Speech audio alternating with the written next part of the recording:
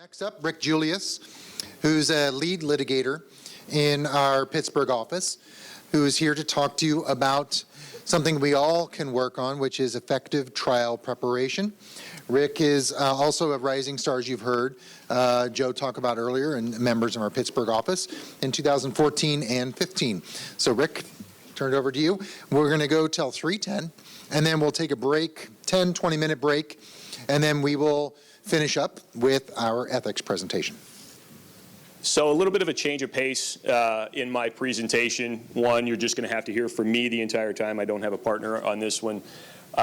Two, my topic is very broad, especially in comparison to the topics that we've had to discuss today. So I'm going to invite any participation during the process, because for the most part we're talking about things that you really learn more from experience than you do from somebody talking up on a stage or reading a book or even law school classes. My background in litigation is sort of unique in that I worked for a very small firm as a law clerk when I got my bar results.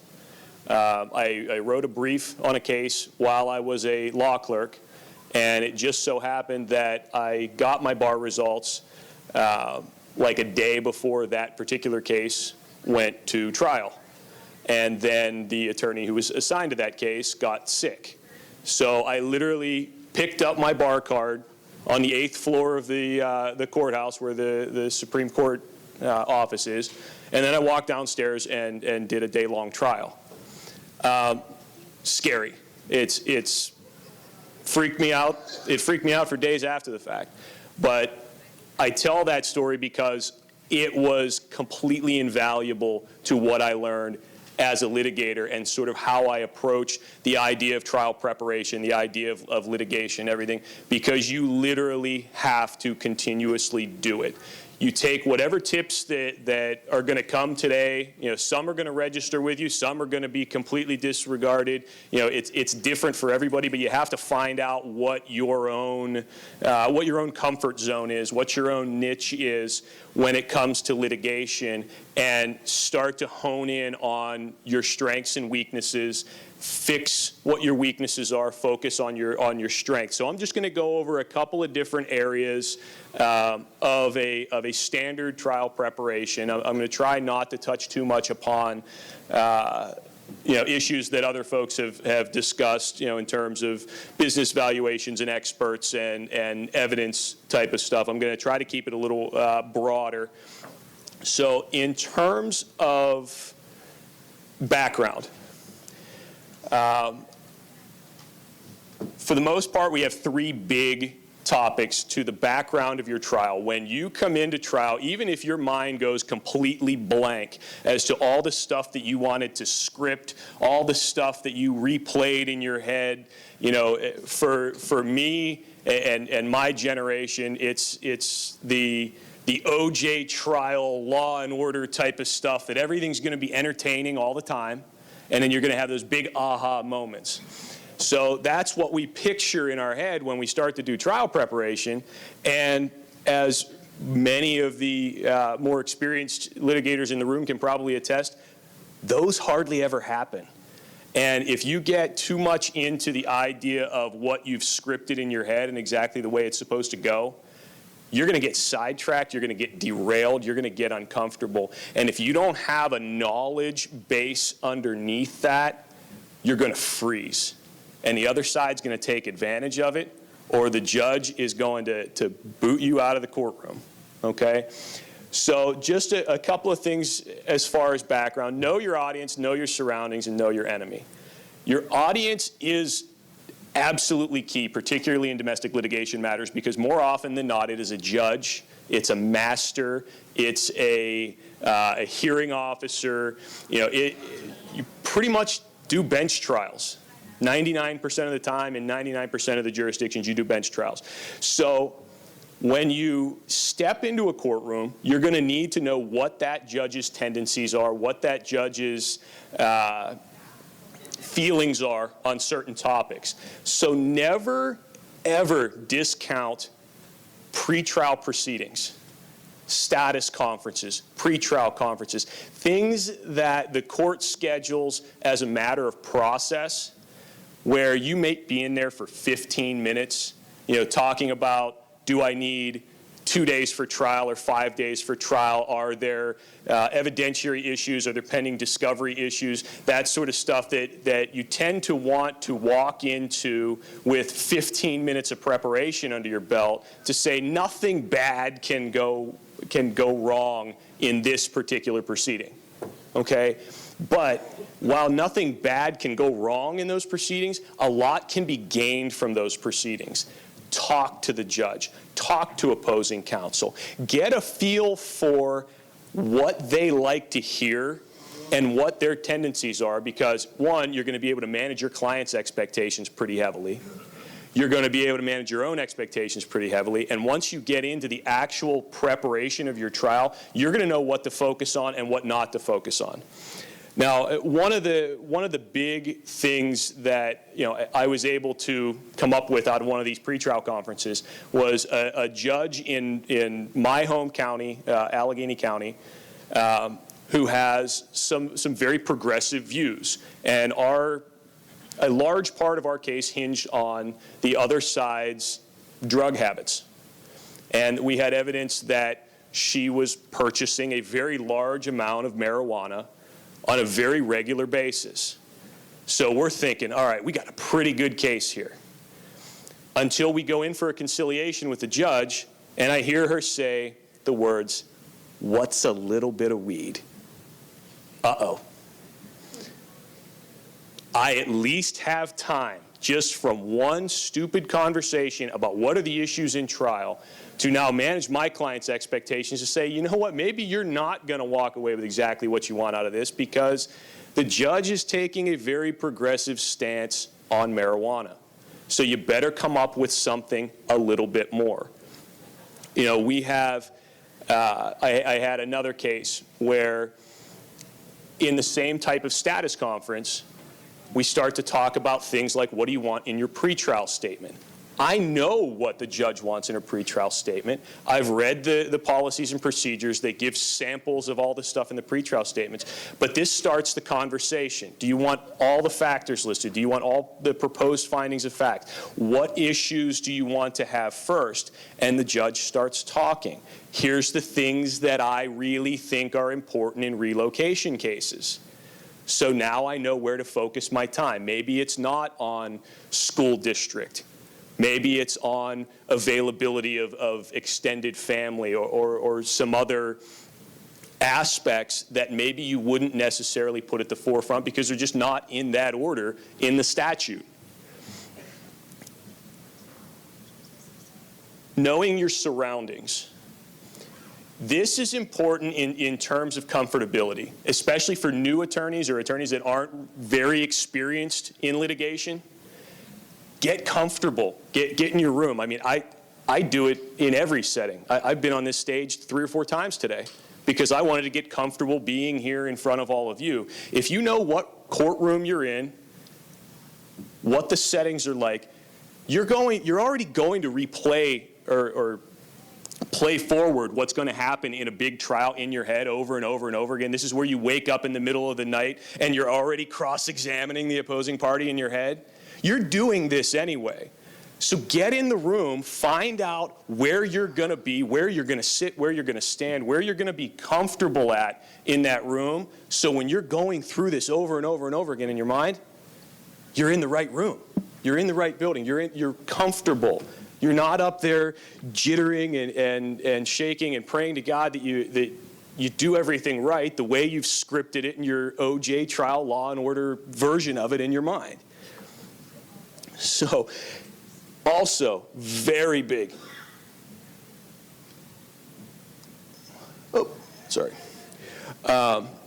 Technology, materials, equipment. Find out what's available to you in a courtroom. Now, for me, I practice in Western Pennsylvania, Southwestern Pennsylvania. I have cases, or I've had cases in the last couple of years in 19 different counties, 19 different courts. Allegheny County has 18 sitting family court judges just for family court. Jefferson County has 2, maybe 3 judges, and I think one of them is a senior judge, handling all aspects of all cases. Okay? You have to know whether you're walking into a fully equipped courtroom with a projector, a 50-inch LCD screen, all the hookups, or whether you're walking in, as I did last week, and there's one of those old carts like you saw in grade school with a crank knob television and a VCR on it. You got to know what to bring with you. You're not walking in with a thumb drive of videotapes and voicemails to plug into a VCR. Get a look at the place before you go up there. Talk to the people you need to talk to, because if they do have the technology, one, you're going to have to know how to work it, because the last thing the judge wants is for you to go up there and start pulling wires out on something that they probably had to drive somebody in to hook up in the first place and spend 4 hours doing it to make sure that everything was comfortable.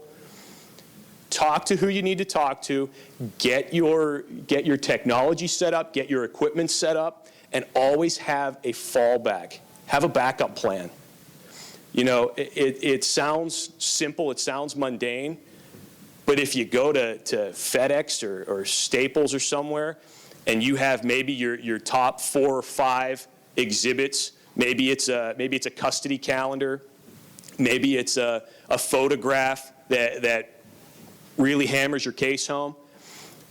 Have them in big printouts. Bring a foldable easel with you just to be able to display all of that, because the last thing you want is to be driving to some county 2 hours away, walking into court, and all of a sudden the TV's not there anymore because another judge is using it down the hall. Or you're bringing your laptop and, you forgot to plug it in last night, and you don't have your power cord. These are things that happen, but if you have a fallback plan and you have preparation, then you're going to be able to do just fine. It's not going to be perfect. It's not going to be your Law and Order moment, but you're going to be able to put your case on. Know your enemy. You have to be able to spend a couple of hours before you go to trial and put yourself in the shoes of the other side. What are their strengths? What are their weaknesses? Review their pretrial statement or their proposed findings of fact, or even just their proposed orders of court with your client, and say, why are they asking for this? What are they going to present? Do you have any skeletons in your closet? You got to ask the skeleton question like 4 or 5 times. I mean, you ask it when you retain, and they tell you no because they just met you. Then you ask it again a couple weeks later because something came up and the other side was a little too confident. Then you keep asking it, and you keep asking it. And then pretty soon that's the day that, you're 5 days before trial, and your client shows up at your office completely unannounced. Can I talk to you? Oh, sure can. Let's find out what the other side has on you. She stole my cell phone. It's got all of the text messages with the prostitutes and the drug dealers in it. Keep asking. I had to ask 5 times before the client realized I was talking about the text messages with the drug dealers and the prostitutes. Don't just assume. If you put yourself in the shoes of your enemy, you will start asking those questions. You will know to ask those questions. Assess the other side's personality. How many people in here have had a case against that attorney? The one that would just as soon punch you in the face in the middle of the courthouse in order to win, because he or she has to win and keeps track of their wins and tells you about their wins. Everybody. You know who doesn't like those people? Judges. When you know that you're up against one of those people, have a plan on how you're going to react. How are they going to react? How are you going to react when this particular attorney insults your family? Makes fun of your clothes in front of you, just tries to get a rise out of you. You just step back, you don't engage, and you figure out exactly how the judge likes handling something like that. You reach out to other attorneys you know have handled cases against that attorney or handled cases in front of that judge against a difficult opposing counsel, and you figure out things like calmly asking them to act like a reasonable human being. Because nothing irritates that attorney so much as just bombarding them with kindness and customer service. You know, that's the old email that just tears them a new one and then ends with, "Have a nice weekend!" exclamation point. That's how you want to know that. You want to know what you're up against when you walk into the courtroom, because if you don't know that person, or you've had limited contact with that person, or for whatever reason you haven't been on the case long enough to know how this person acts, then you're going to get blindsided by it. And it is so easy coming into a trial where you're already nervous, you're already tense, and you want everything to go perfect, to let that person knock you off your game.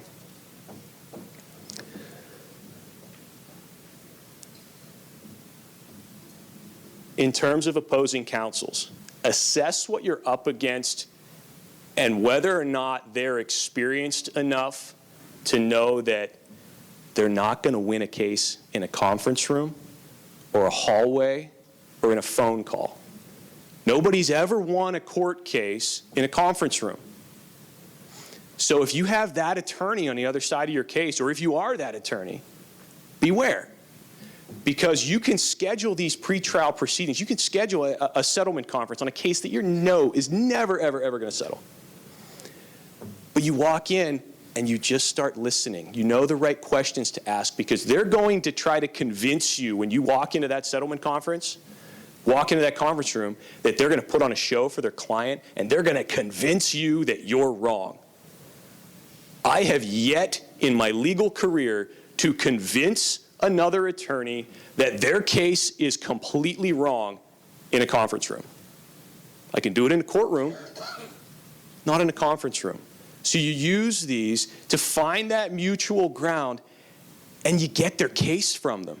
If I leave a settlement conference with 15 pages of notes, I am at a distinct advantage over my opponent, who I've given nothing to. They don't know my evidence when I leave that settlement conference, because either we're going to have some level of agreeability and we're going to be close enough that we know that there's a substantial likelihood of settlement, or they're not knowing what any of my evidence is. They'll get my evidence either when they get it through discovery, or at the very last minute that they can possibly get it.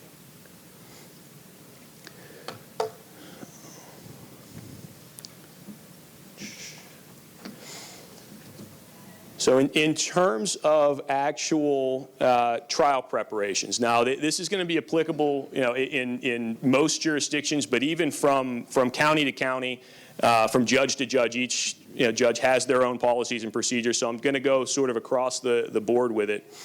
But opening statements, very key part of your trial if your judge is going to allow you to do it.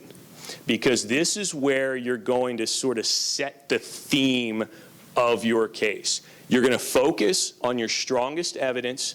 You're going to convince the judge to view everything that comes after in your theme. If the other side goes up there and just sort of spouts off about, please pick me or my client's right, and there's no theme to it, then it's going to be a lot easier to convince that judge, convince that hearing officer or master, or whoever you happen to be in front of, whoever your finder of fact is, to start viewing everything under your idea, what your theme of the case is.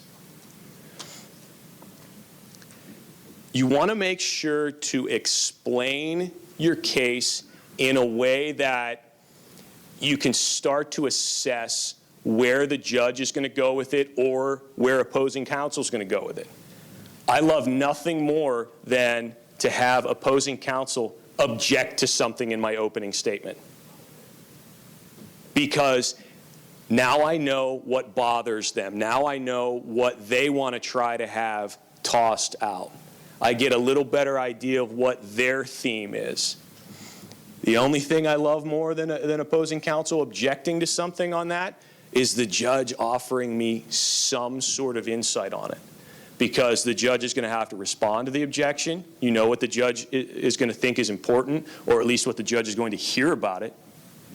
Or something as simple as a nod or eye contact that the judge is even paying attention to what you say. You know, it can't be a long, drawn-out explanation of things. You focus on your best stuff. You try to squeeze maybe a little bit of your questionable stuff in to get that feedback from the judge or get that rise out of opposing counsel, and then you move on. Keep it consistent to the case that you're going to present. Do not mention anything in your opening statement that you don't have some amount of evidence to present on. There are very few ways to lose credibility with a court than to make reference to something you have absolutely no ability to prove.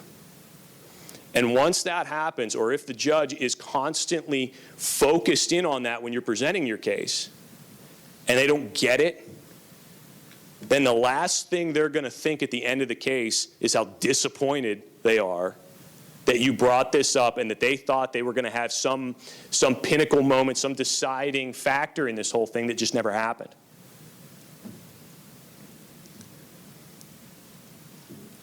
The last part is your conclusion. Don't just ramble on. Don't just summarize testimony or summarize evidence. Come up with a conclusion. Come up with a definitive proposal that matches your theme and make sure that it's consistent. You want to sort of go out on a pop, not just sort of trail off when you're done reading your list. Okay?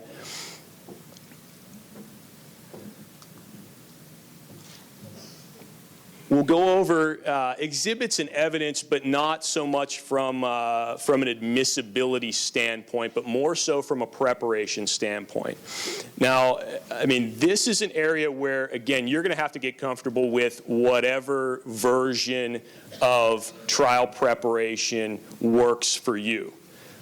I'll go over some of the things that I do, particularly when it comes to my clients.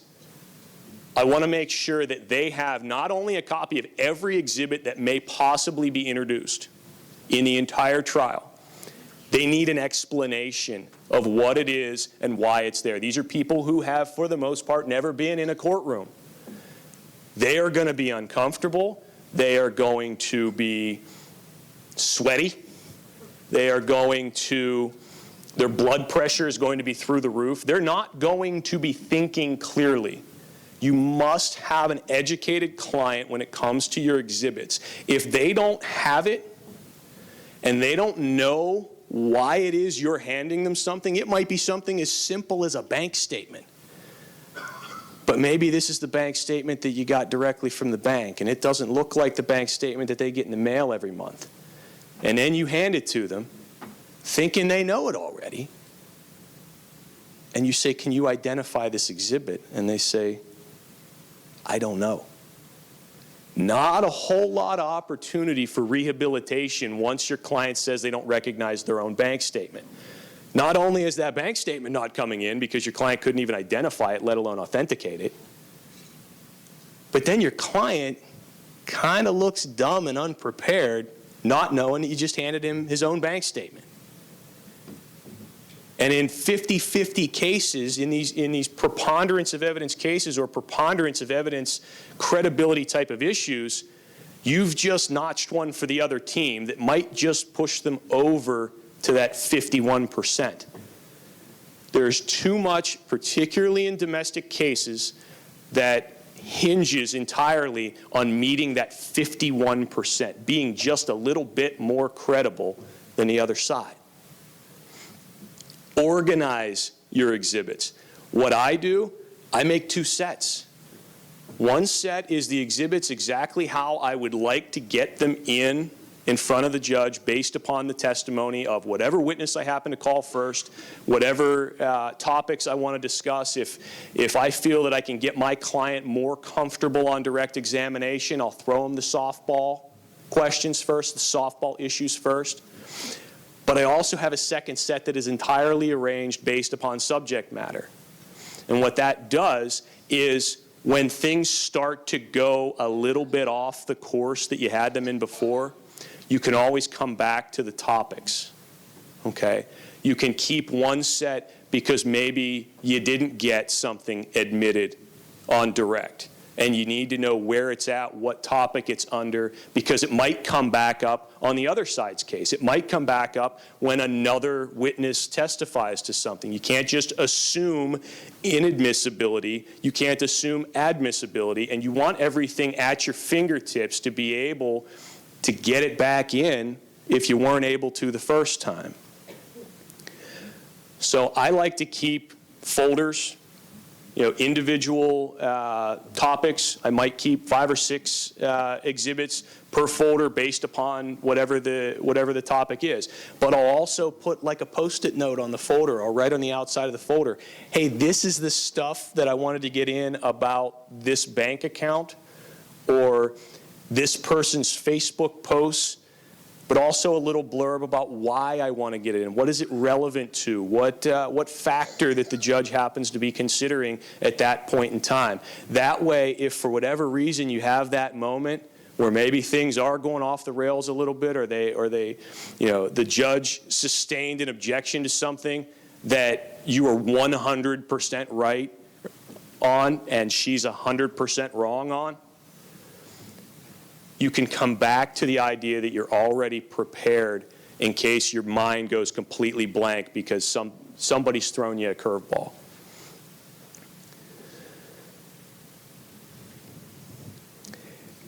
If a document is already held to be inadmissible, you're going to at very least have another crack at it in terms of the questions that you ask, whether they be leading questions on cross or other questions through the course of either your direct examination or your redirect examination.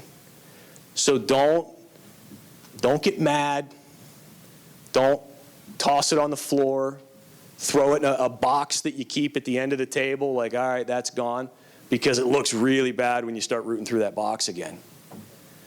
Keep the second set. Keep everything organized in your mind. Don't get flustered when things don't go exactly according to your plan.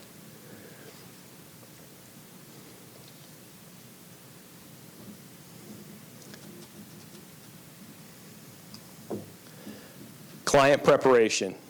Probably the biggest, most important part of particularly a family law case. Way too much hinges on your client versus their client. That's 80-90% of what's coming into court. You need to make sure that your client is completely educated to whatever degree you possibly can throughout the litigation so that you get the right information, the right evidence, the right response, the level of comfortability that your client knows what he or she is talking about when they get on the stand. This should start from day one when you identify the legal issues at hand in whatever their case is, if it's a custody case, divorce case, support case, whatever, that they know exactly what the court is going to consider during that time. The more they know about that, the better it is that they're going to give you the right evidence, the right information. They're going to be able to supply you with a more streamlined version of what the court is going to need. I had a client once who, during the course of discovery, of course, we have a 30-day response requirement, discovery.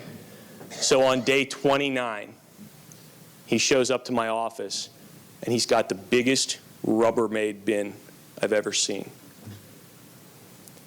Full to the brim in paperwork. I don't think there was a single staple, paper clip, I don't think any two sheets of paper in this entire Rubbermaid bin were in exactly the same orientation. The client read over the discovery, asked me exactly 0 questions, waited until the last minute, and brought every piece of paperwork he ever owned to my office. If he knows what he's looking, or what the court is looking for, or what the other side is looking for, if he asks the questions and I'm able to prepare him on that, then he doesn't get the bill for me and my paralegal digging through a pile of crumpled paper to figure out what's a bank statement and what's an Arby's receipt. It costs me time, it costs him money, nobody wins. A more educated client is going to give you more information, better information. Send the client summaries of statutes, of cases. It doesn't have to be a legal brief. You don't have to worry that your citations are all in order. You just have to tell them, hey, there's this case out there that says, here's the information that we need. Or here's what the judge is going to consider on this particular issue, and here's how it's going to impact your case. One big thing that this cuts down on: surprises in trial. When the other side's up there testifying about something and your client had no idea, and now he's talking in your ear the whole time. And you're trying to focus on, what am I going to cross-examine this other party with? And you're trying to write your notes down, and he's bumping up against you. He's got his shoulder into you, and he's trying to write on your paper because he never gave you the information beforehand because he didn't know.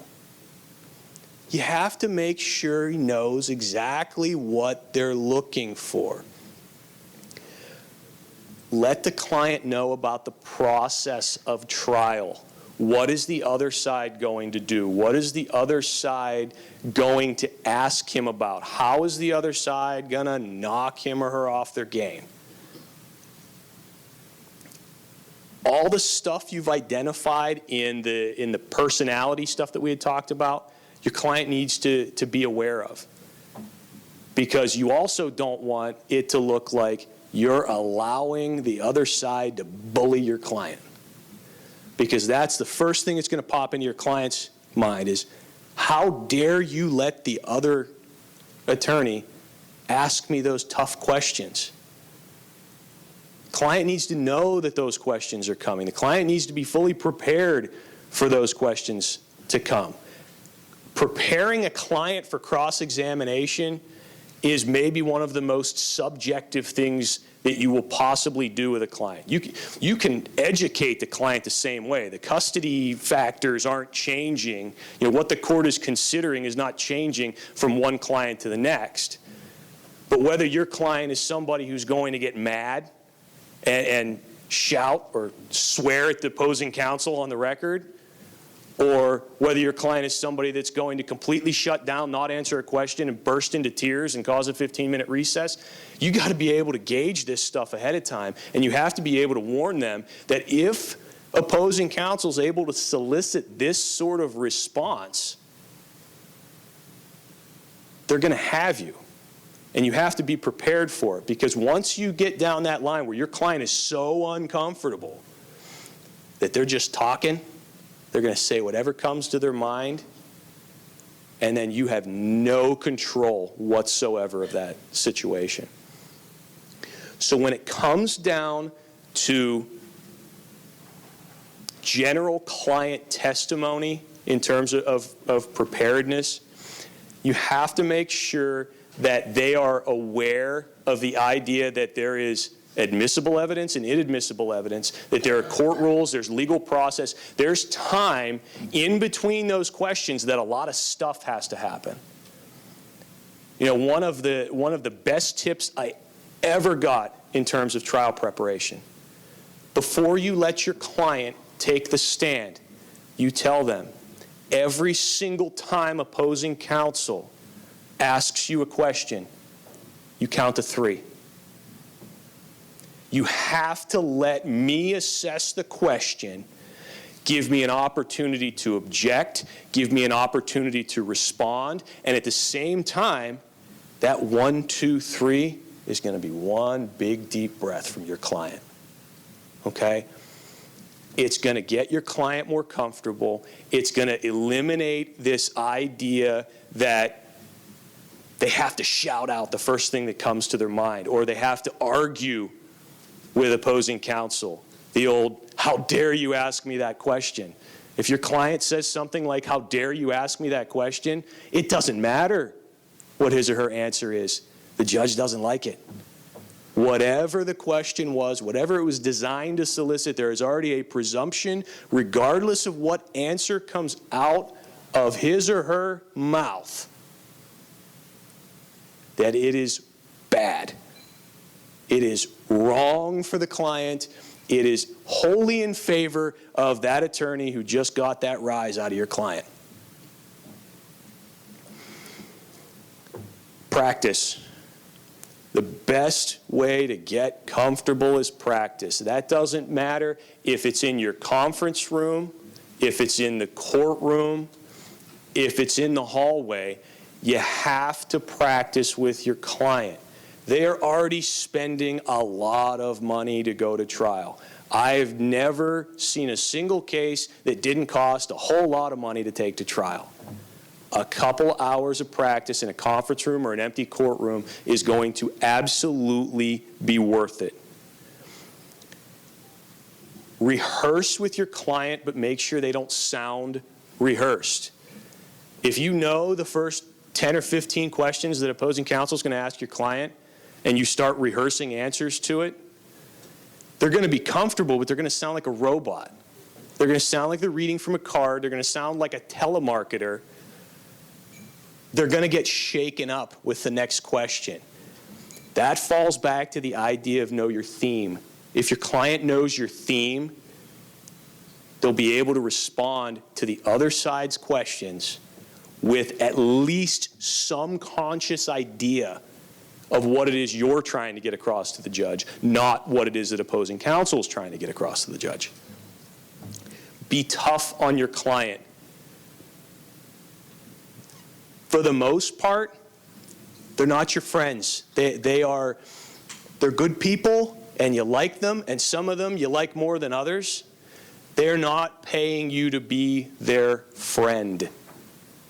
If your client sounds like a jerk, tell your client he sounds like a jerk. Everyone in the courtroom is going to know your client sounds like a jerk. But once it happens in the courtroom, it's done. The judge thinks your client's a jerk. He might not intend to sound like a jerk, but he sounds like a jerk. Be tough on him. Tell him, you can't talk like that. You can't express those thoughts, those opinions. You can't react in the way you react. Some people just have a naturally condescending tone to their voice.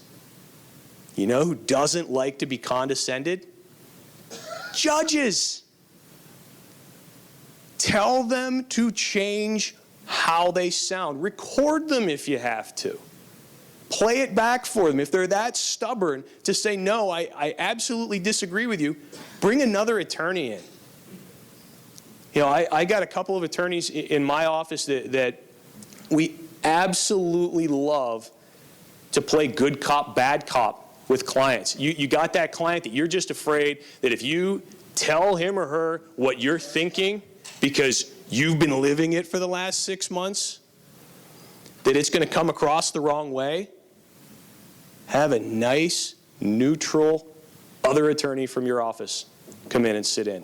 See if they agree with you. If they disagree with you, maybe you're wrong and your client doesn't sound like a jerk. If they do agree with you, it's their job to tell him he sounds like a jerk. Doesn't damage your relationship at all, but then it gives you something to point to as you go through your preparation to say, stop sounding like you sounded when this other attorney called you a jerk. Okay? At least once before you get into court, your client should see that courtroom. It goes back to the exact same thing that I talked about in terms of your preparation as an attorney. Clients are having the same thing. I mean, they might not be cross-examining in their head, but they're living what this whole thing's going to look like. You got to get them in the room, show them where they're going to be sitting, show them where opposing counsel is going to be sitting, show them where the sheriff's deputy or the court reporter or everybody, so that at very least when they're practicing it in their mind, they're practicing it right. Because the slightest thing, when the nerves are so heavy and the pressure is on, and this is the most important thing that's ever happened in their life, when all that occurs, you got to get just a little bit of comfortability there. Because that's what they're going to be reliving over and over and over again. And if there's one tiny difference to it, it could completely throw them off.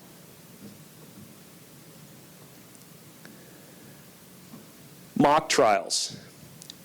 Not always feasible, but extremely helpful. If you can get a half day to actually sit in, have another attorney sort of practice with you and your client, it doesn't necessarily have to be every witness that you would otherwise have, but it helps to have other witnesses there, especially if they're family members. You know, they're people who would otherwise probably bend over backwards for your client. Have them all into the courtroom. Have them all into a mock courtroom. You know, local law schools pretty much all have mock courtrooms, and again, in the grand scheme of the costs of trial, it doesn't cost all that much to go in and be able to grill your client. Your client's getting grilled regardless.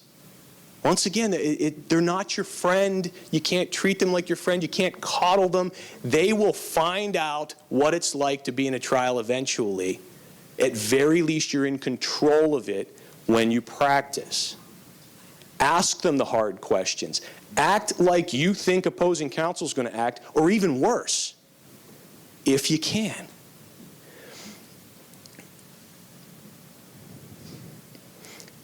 Identify problem clients before it's too late. These are the clients who have unrealistic expectations. These are the clients who have less than desirable political or social opinions. These are clients who are overly emotional or have mental health issues that are not being treated and not being handled appropriately. These are not the people that you want just winging it up there. You know, I had a client who we had to work at getting him up to a 50-50 custody schedule. Other side had some problems. He had some problems. We work him up to a 50-50 schedule, and then we get the phone call from the client. His ex-wife just got arrested at the kids' t-ball game. You think, all right, that's a fact scenario I can get behind. Until you go in, your first meeting with the judge, and he's talking with everybody, it's off the record, and we go over, you know, this is pretty serious, judge, you know, history of alcohol, thought she was better. Now it turns out that not only was she arrested at the t-ball game, but we got another police report. Everything's going well for my client. So the judge asks him, what are you looking for here? How do we fix this situation? And his response is, well, so long as it doesn't impact my free weekends. What? You gotta know that before you get into court. You just want to give the fact scenario to some other client. But for him, that was his reality. That was his method of thought. That, I mean, it's not mental illness. It's not diagnosable, but it doesn't help your case.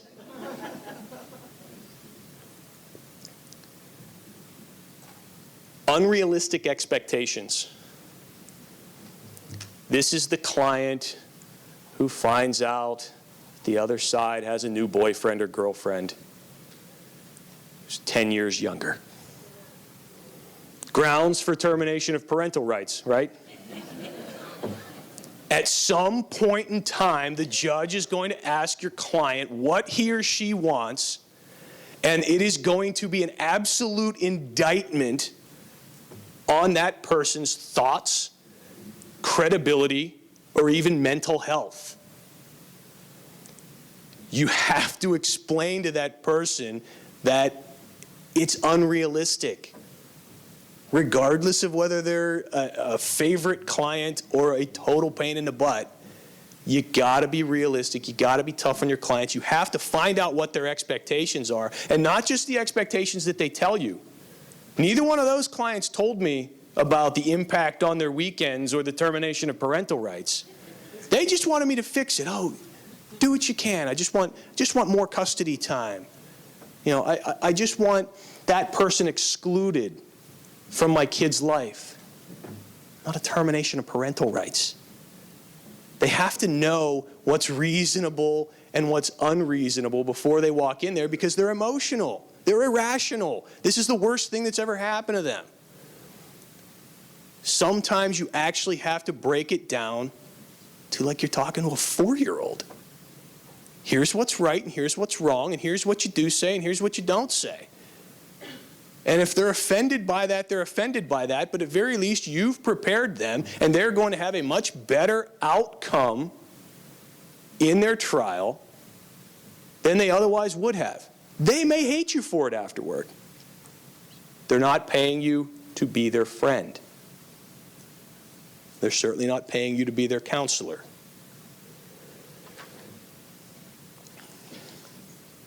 Train your client on how to get mad in a courtroom appropriately. Outbursts are no good. If you have a sort of fallback response, again, fits to your theme, heck, it might be the first line of your opening statement. As soon as he gets mad, tell him to repeat the first line of your opening statement, not to repeat what he thinks of opposing counsel.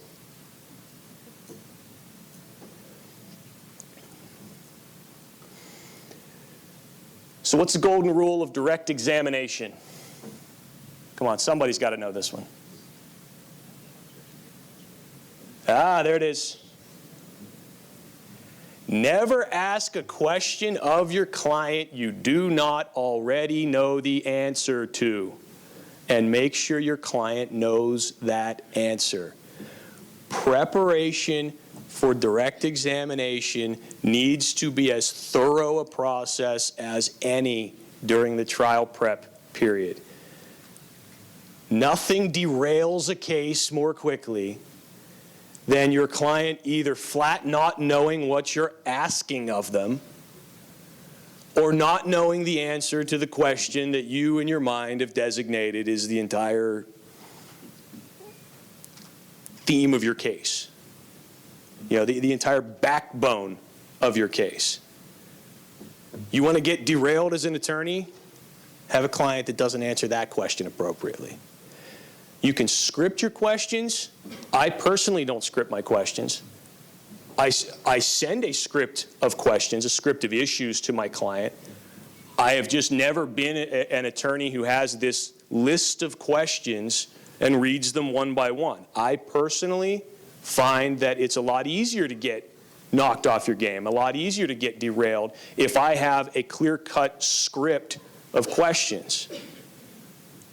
But the client's going to have to know what those questions look like. If you're not doing it in person, you're sending a list of proposed questions to your client, and you're sending notes of what you intend to elicit from those questions.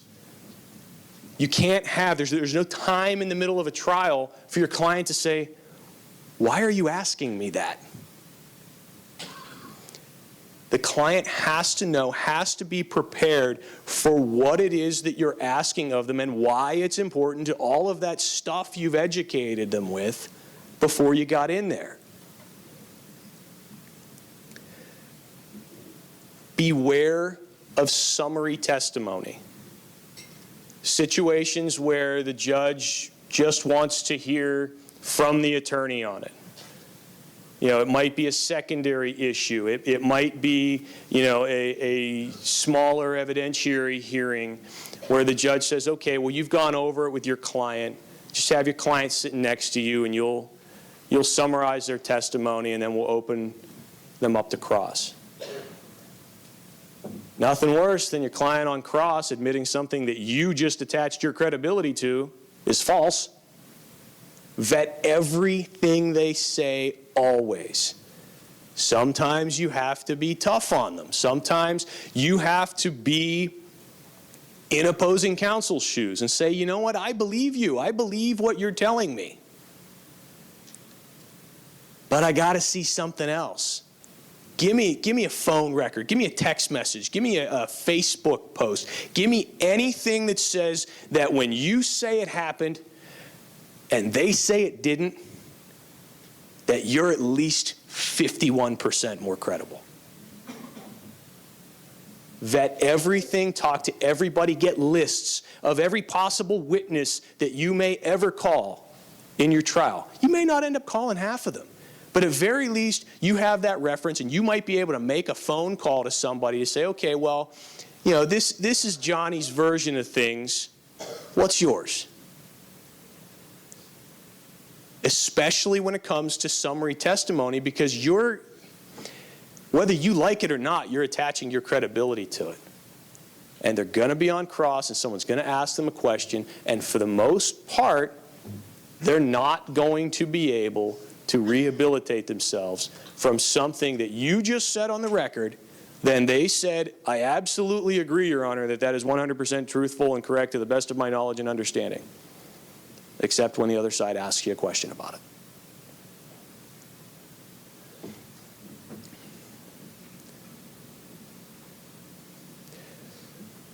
So we're going to move on to cross-examination. This is going to start with that sort of know your enemy segment we did earlier. You don't have the script. You don't know exactly what they're going to ask, but you know what they're going to ask about. If you make a good, honest assessment of what the other side's case is, you could probably build 75, 80% of their questions on direct for them. It's going to be all the stuff that they're trying to prove. There'll be very little, in a civil case with discovery and mandatory disclosures and all the preparation and lead work that goes into it.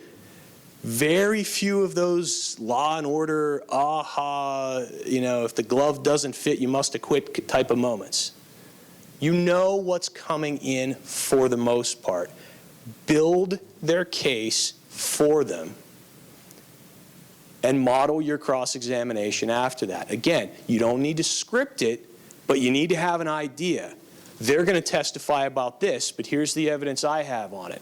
What questions can I get to turn them around? Don't come into it guns a-blazing. Don't jump the gun on cross-examination, especially when it's the opposing party. The first 5 to 10 questions of your cross-examination of the other side, they should think you are their best friend. You ask them the nice questions. Oh, where'd you say you lived again? Who's your cell phone provider? Foundation, background questions. Let them answer the foundation questions as if you're the nicest person in the world to them. Because then come the leading questions. Then come the flip them around questions. And if you just go guns a-blazing into your cross-examination, what's the first thing they're going to do? They're going to get defensive. They're going to hate you. They're not answering anything until their attorney tells them to. Well, if they've already answered who their cell phone provider is, what their phone number is, it's going to be a lot more difficult later on when you produce the cell phone records for them to come back in and say, oh, that's not my number. You just testified to it. Or I wasn't there at that time. Well, then why did you just testify that you had a great time at your kid's recital? It was a wonderful event. Now you're there. You're forever there. Get the foundation. Don't don't let your adrenaline get to you on cross-examination, because cross-examination's fun. It's your chance to argue with the other side. It's the closest thing you're getting to that law and order moment. But it's not going to be much fun if you get them on the defensive right away. You have to know what the foundation of all of your issues are, and that's where, at least my preference is, don't script the leading questions. Script the issues that you're going on the leading questions. Script the foundation questions. Make sure you know exactly the questions that you need to ask and exactly the answers that you're looking for on those questions, because you can be nice and calm and friendly. You can be the other side's absolute best friend for about 15 minutes. Then they will hunt you down in the hallway when it's done.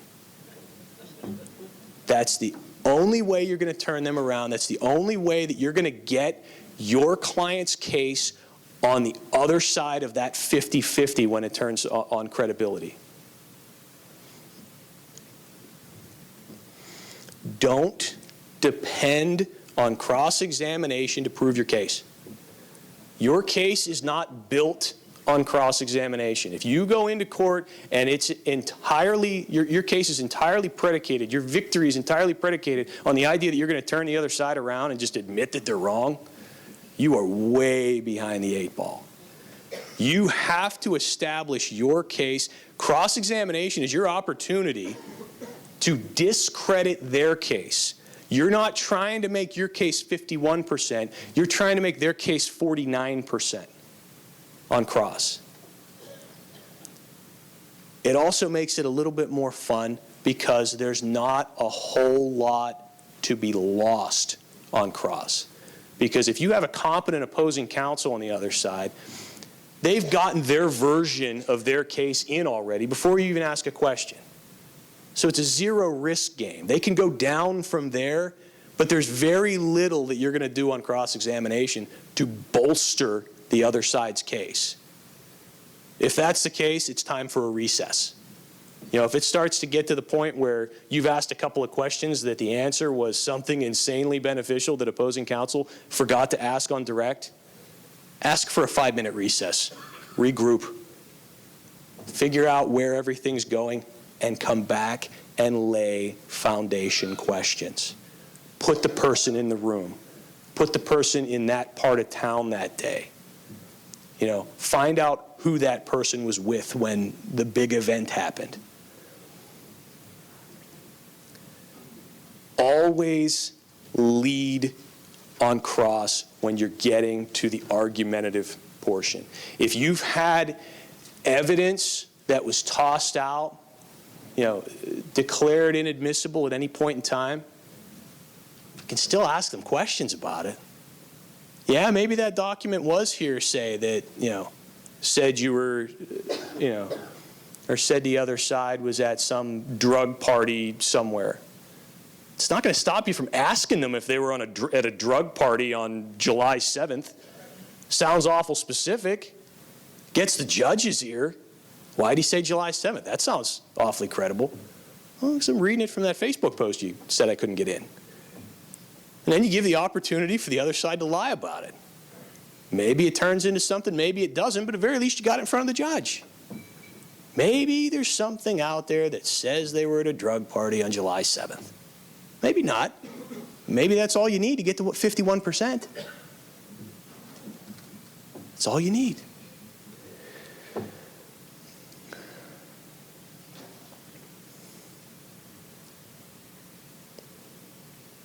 Oh, very big point.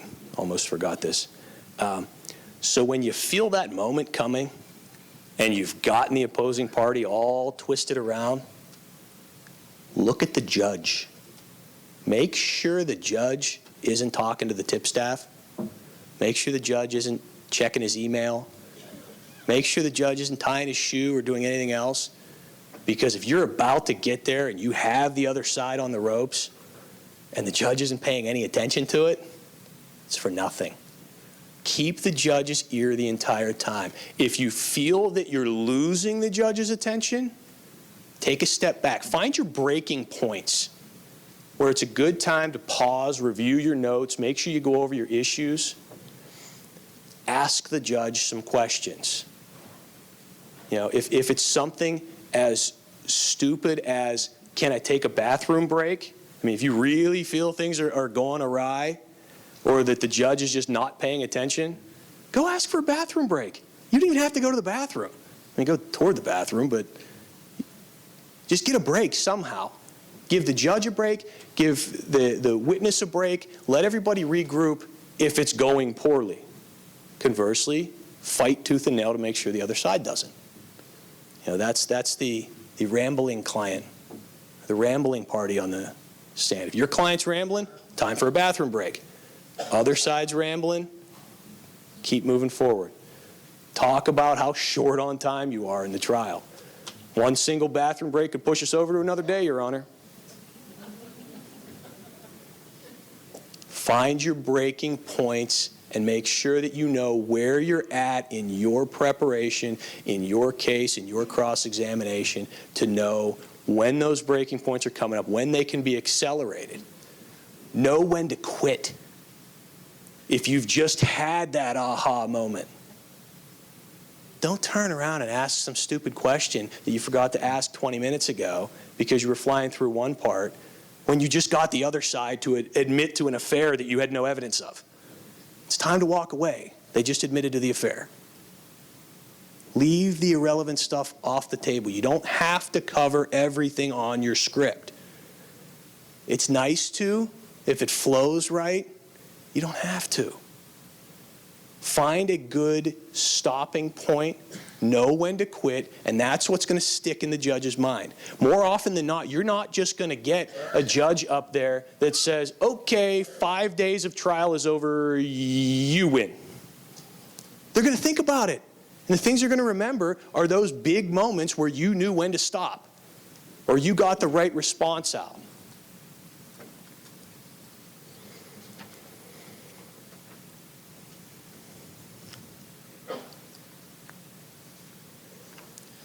Just a little bit of stuff on case presentation.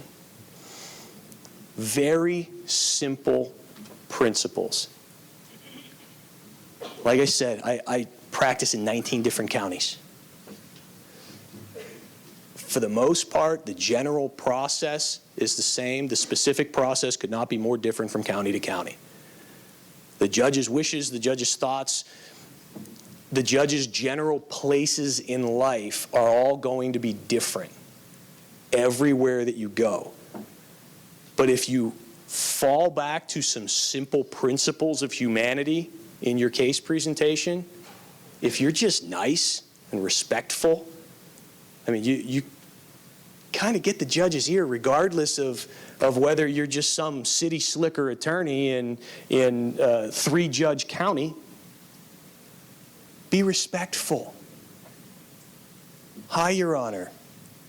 May it please the court, Your Honor. Does anybody actually say, may it please the court anymore? You know, it's totally gone by the wayside in Pennsylvania. And every time I'm in front of a new judge, it's the start of the case. May it please the court, Your Honor. I'm Rick Julius. Here's what I'm here for. Just general respectfulness is going to get you so much farther ahead, especially with a judge you don't know, than going in with a chip on your shoulder like you're going to come and you're going to prove to them that the way your home county does it is right and the way they do it is wrong. Don't model your case the same way for every judge in every county in every state you practice in. But fall back to the idea of kindness and respectfulness, and you're at least going to get off on the right foot. And if you're not in there trying to, condescend the areas of their process that you don't agree with, then you're going to undo that presumption that you tend to get in those counties that love their local attorneys. A judge once told me, and it wasn't directed toward me, and I quote, the court is not stupid. It is not going to confuse your passion with intellect. Think about that for a second. You don't have to be the one screaming louder than the other side. Be intelligent in your arguments. Be rational. Be reasonable. If for whatever reason you find yourself in a situation where maybe you didn't catch that case that they're talking about in your research, or maybe you didn't read that statute, you thought this statute covered it, fall back to reasonability. Don't fall back to kicking and screaming. They're not going to confuse your passion with intellect. You know, one of my law school professors told me, if you don't know the answer, use the smell test. Believe it or not, after a couple hundred years of moving laws forward, there's a rationale, there's a reason for everything. You can get to the conclusion on what you're arguing about. You can convince a judge of something reasonable without having a pile of law books in front of you, or having your Westlaw access on your phone and desperately trying to do a search in a county in the middle of the woods where they haven't even invented the internet yet. Fall back to what is reasonable. The law is designed to be reasonable. And the less you ask for the absurd and the more you further the reasonableness throughout your case, it's going to get a lot easier for the judge to get on board. You know, I was just in a hearing a couple days ago where there was a temporary protective order in place. We needed time to get our case together. So we were asking 30-day continuance, do some discovery, that sort of thing. Opposing counsel's response is, well, as long as the temporary order stays in effect, we need at least a 6-month continuance, Your Honor. The facts of the case didn't even warrant a 6-month final order, let alone a temporary order. Her rationale was, well, we just need to focus on some other things. Forget the fact that my client's got a protective order against him. We just need to focus on other things. I've never seen such a snarly look from a judge on something so stupid that why would you ask for 6 months to prepare for something that 5 minutes prior she said she was ready to go to trial today. When she was opposing my continuance, it was we're ready to go today. Now it's we need 6 months. You have to assess what you're asking for before you ask for it.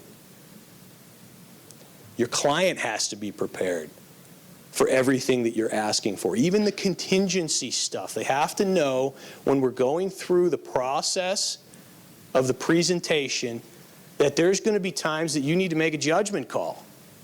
That you can't necessarily walk out in the hallway and confer with your client over whether you need a 20-day continuance or a 30-day continuance.